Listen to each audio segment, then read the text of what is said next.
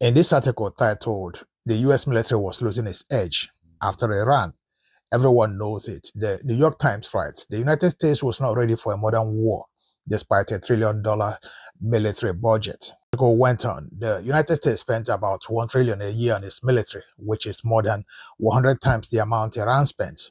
Iran maintains pressure and maintains a strong position, including through missiles and drones.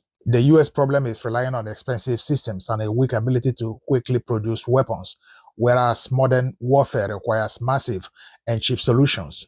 The United States needs reforms, including the development of drones and the modernization of the defense industry," the article concluded. Well, now even the US media is forced to acknowledge this after it's been laid bare by the Iran war. They know it has now become very clear to Americans. So they are now trying to pretend that they did not know this. They know this quite clearly because it's been very clear since the early days of the Ukraine war that the United States has nothing formidable to fight with in modern warfare. What the United States has are very expensive and very outdated weapons that are very easily taken care of by modern weaponry, as Russia has been proving since the day one of the Ukraine war. Yes, they spend trillions of dollars, but most of that disappears into the pockets of these weapons manufacturers who don't have to be accountable because they have bought the government.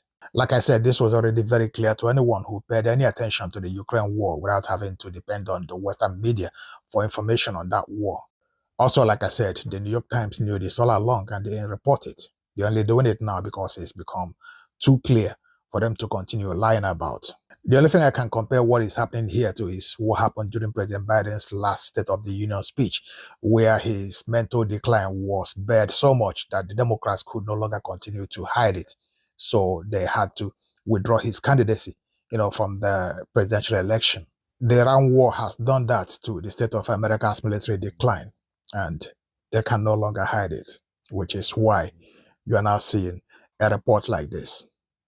Just so you know. Thanks for watching, and please like, share, and follow.